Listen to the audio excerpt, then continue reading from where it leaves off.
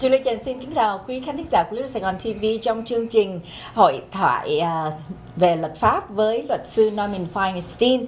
Văn phòng luật sư Norman Feirstein chuyên về lĩnh vực tai nạn xe cộ cũng như là luật thương mại, living trust tức là di chúc và di sản. Và đồng thời văn phòng đã có mặt trong cộng đồng Việt Nam của chúng ta trên 25 năm qua dưới sự điều hành của cô Chi Hansen. Số điện thoại để quý vị có thể liên lạc trực tiếp với văn phòng 24/24 là 714-875-5585. Julie xin được nhắc lại là 714-875-5585. Kính chào chị Chi và anh Norman again. Normally when we talking about contract, when we're talking about documents, when we're talking about legal papers that every time we have to sign for any type of documentations, what is your recommendation, what is your suggest that we, as the person who signed the paperwork, need to be done? Well, number one, everyone should at least read the document. That's the hardest thing. That's for openers. You know, the more complicated things become, it reaches stages where you have to see an attorney in a lot of cases. But between people, sometimes they have a casual relationship and they don't want to have the expense of going to an attorney, or they don't think they need to draw any paperwork up, so they don't do anything. But even those people should at least, between them, sit down and write down the key points between them of what their agreement is, so they have an understanding and a basis to move forward. And then if things don't work out, they have something that they can fall back on. As we agreed on this, remember? Because as time goes by, a lot of people will forget some of the fine points of their agreement. Mời chị Chi. Julie có hỏi luật sư rằng cái cuộc sống của mình sao mà nó phức tạp quá, thế này muốn mà thành công đó thì bất cứ một cái trường hợp gì mình có cần phải, nghĩa là có những cái văn kiện, có những cái khế ước, có những cái công tra không? Thì luật sư có trả lời rằng dĩ nhiên trong cái cuộc sống của mình hiện tại trên Hoa Kỳ này, quý vị biết là người Việt mà luật của luật Mỹ, thành ra vì thế mà tất cả những cái văn kiện mà quý vị mặc dù chỉ là trong gia đình thôi, mình có một cái khế ước nào hoặc là mình có cái sự trao đổi về tài chính hay bất cứ một cái gì, mình cũng nên có một cái văn kiện, có một cái khế ước. Mặc dù một cái khế ước nó chỉ là nhỏ nhạn thôi, nhưng mà nếu mà mình có một cái khế ước mà có những cái văn kiện thì nó cũng rõ ràng cho mình nhiều hơn.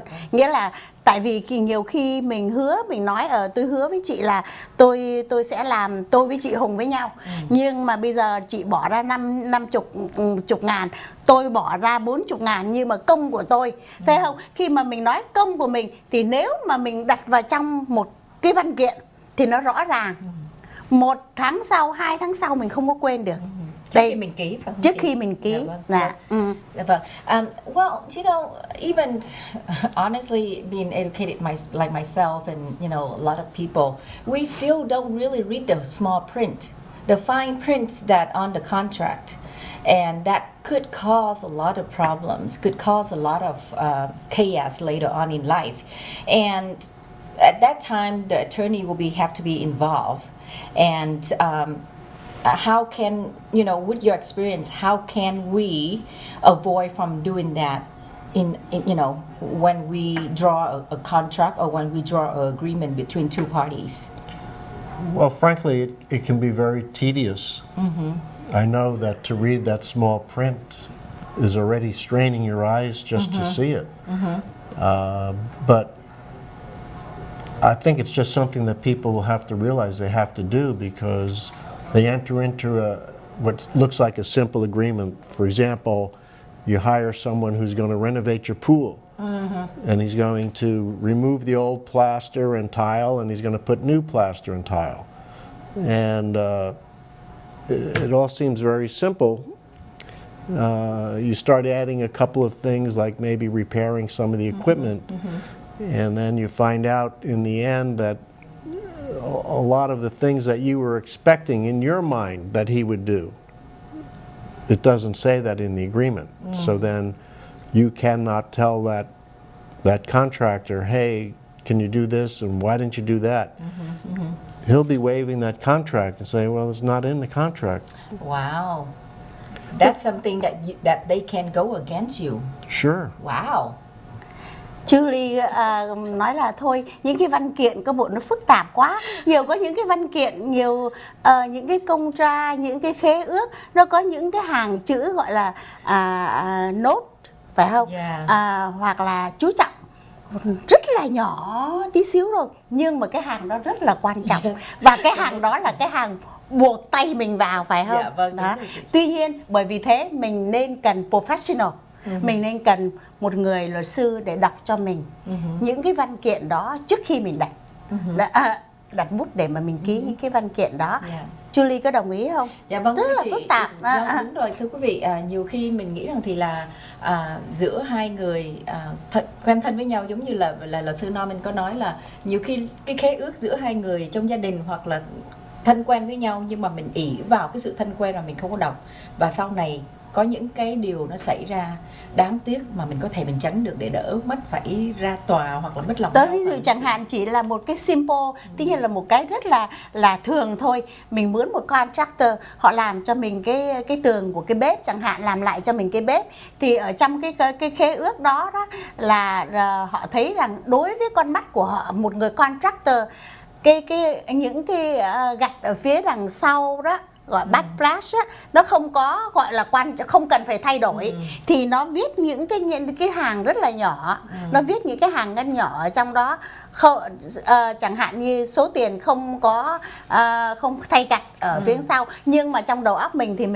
khi mà mình đã mướn nó, mình muốn thay đổi the whole thing, chứ không ông này cắm bà kia, phải không? Nhưng mà vì có những cái sự đó nên có một cái khế ước. Nên có bất cứ một cái gì làm mình cũng nên viết, anh viết vô đây cho tôi, anh sẽ làm cái gì, phần gì, còn phần gì mình kêu họ viết vào cho mình đọc lại, mình thấy rằng anh thiếu sót cái này, tôi muốn gắn cái đèn này vào, sao anh không ghi cái đèn này vô cho tôi? Đó, bởi vì thế thành ra mình cảm thấy rằng cái khế ước, cái văn kiện nó rất là quan trọng khi cái cuộc sống ở bên Hoa Kỳ này. Dạ vâng. Also, we beside the contract between the individual and the contractor, what your thought about between landlord and tenants? There's in our community, I'm sure we have a lot of landlord that listen to our program right now, and they run into a lot of problem between the tenant and the landlord. Sometimes they get stuck with the bad tenant that they cannot somehow ask them to move out. And what type of law that would protect the landlord at the same time protect the tenant? Well, the first step is that the lease that they sign will govern everything that's going to happen. And on a commercial lease for a storefront, usually there's going to be about 40 different paragraphs covering 35, 38 pages. And again, everyone needs to read that to find out what their rights, what their obligations are, and what their responsibilities are. For the landlord, the lease is already drafted to help him a lot, and it's in his favor, but what the landlord has to make sure to do is get the proper identification of who the tenant is. So you want to lease to an individual, even if he says he wants to use his corporation as a tenant, make the lease out to that individual, see who he is with a driver's license, get a last year's tax return, and then you know who you're dealing with. Because sometimes we have landlords who don't even know the tenant.